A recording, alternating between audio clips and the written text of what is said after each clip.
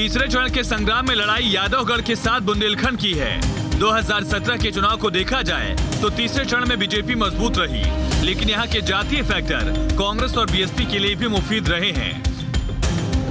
ऐसे में ओबीसी और दलित वोटर इन सीटों पर अहम हैं। बुंदेलखंड की इन सीटों पर 22% सामान्य वर्ग के वोट हैं। सामान्य वर्ग में ब्राह्मण और ठाकुरों की तादाद अच्छी खासी है। वैश्य समुदाय की भूमिका भी अहम मानी जाती है। 43% ओबीसी वोटर में कुर्मी निषाद के साथ कुशवाहा बड़ी तादाद में हैं। 26% दलित वोटर हैं, जिनमें जाटव और कोरी समुदाय की तादाद ज्यादा है। मुस्लिम, ओबीसी, दलित और ब्राह्मणों के साथ से बुंदेलखंड बीएसपी का गढ़ था, लेकिन 2017 में बीजेपी ने ओबीसी, ठाकुर, ब्राह्मण, दलित वोटर को साथ लेकर अपनी पकड़ मजबूत कर ली। बीजेपी विकास योजनाओं से इस किले को मजबूत कर रही है। ऐसे में किसी भी पार्टी के लिए बीजेपी का बुंदेलखंड का किला जीतना आसान नहीं है। Team news state.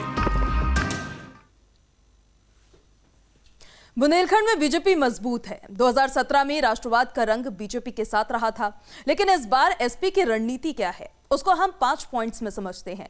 बुंदेलखंड में एसपी की जातीय समीकरण साधने की कवायद है, तो वहीं दूसरे समुदाय के वोटों पर भी एसपी की नजर है।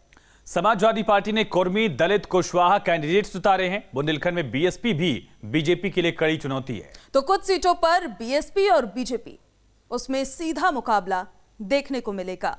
तो वहीं सियासी दलों की नजर जातीय समीकरणों पर भी नहीं, वो वर्ग भी हैं जो नौकरियों की तलाशी कर रहे हैं, उस पर भी उनकी नजर है। कारोबार से वो जुड़ा हुआ है, उसको भी साधने की रणनीति है, जिस पर लगातार अब काम हो रहा है। बुंदेलखंड में सीएम योगी ने तोप की ताकत से युवाओं को रोजगार और राष्ट्रवाद से जोड़ा। उसी समय अखिलेश यादव ने फिरोजाबाद के चूड़ी कारोबारियों को पुराने दिन भी याद दिलाए। देखिए, हमारा बुंदेला जब उस तोप पर बैठ करके दुश्मन की सीमा में घुसेगा तो हमारा बुंदेलखंड का नौजवान इस बात को जरूर कहेगा कि मैं अपने दुश्मनों को छोड़ूंगा भी नहीं। ये भारतीय जनता पार्टी के लोग जो खाई पैदा कर रहे हैं धर्मों के बीच में, जाति के बीच में, वो कभी कारोबार के बारे में नहीं बात करेंगे। बुंदेलखंड से सीएम योगी ने युवाओं को तोप की ताकत बताई, तो अखिलेश ने फिरोजाबाद में चूड़ियों का रंग और कारोबार की कहानी सुना दी। चुनावी लड़ाई है तो सियासत में दोनों की अपनी अहमियत है। पहले सीएम योगी को सुनिए। बुंदेलखंड में पलायन होता था, लेकिन भाइयों बहनों, अगर सपा, बसपा, कांग्रेस ने अवैध तमंचों की फैक्ट्री लगा करके तमंचावादी वे बने हैं, तो आज हम लोग बुंदेलखंड में डिफेंस कॉरिडोर के माध्यम से जब यहां पे भारत की सेना के लिए तोप का निर्माण करेंगे और फाइटर विमान का निर्माण करेंगे। सीएम योगी आदित्यनाथ ने बुंदेलखंड की जमीन पर यह बयान यूं ही नहीं दिया। बीजेपी डिफेंस कॉरिडोर का मुद्दा बुंदेलखंड में उठा रही है। डिफेंस कॉरिडोर से बेरोजगार युवाओं को साधने की कवायद है। बुंदेलखंड में युवाओं की तादाद बहुत ज्यादा है। फौज और पुलिस की नौकरी के लिए तैयारी करने वालों की तादाद भी इलाके में है। फौज और तोप का कनेक्शन पाकिस्तान के साथ राष्ट्रवाद को जोड़ता है। राष्ट्रवाद को बीजेपी भुनाती रही है, और ऐसे में सीएम योगी ने अपने बयान के मायने खुद ही बता दिए।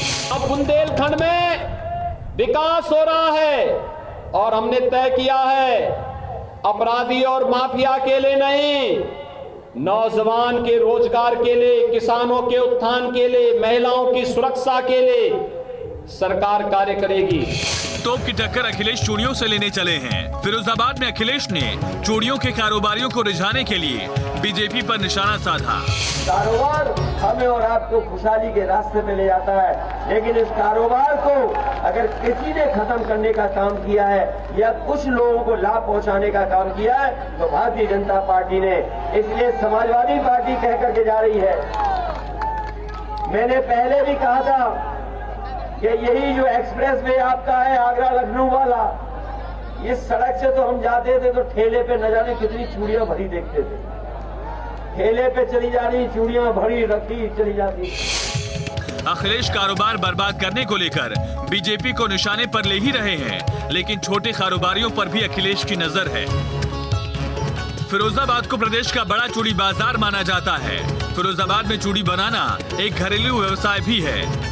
चूड़ी बनाने के कारोबार से कई परिवार जुड़े हुए हैं। चूड़ी के कारखानों का हर रोज का करोड़ों का टर्नओवर है। ऐसे में चूड़ी कारोबार के बहाने अखिलेश वोट बटोरने की रणनीति पर काम कर रहे हैं। Team news state.